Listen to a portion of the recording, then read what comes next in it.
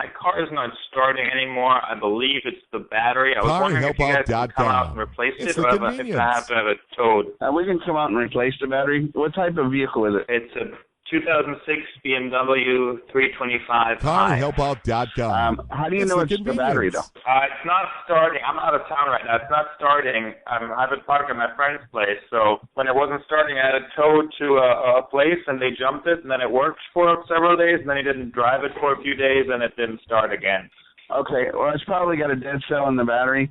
CarHelpOut.com. And then also there may be an issue with the charging system. What we'll do is I'll call and order a battery for it, and then we can head out and install a battery in it, and then I'll check the charging system while I'm there and making sure you're not going to have any more problems in the future. That'd be awesome. Yep.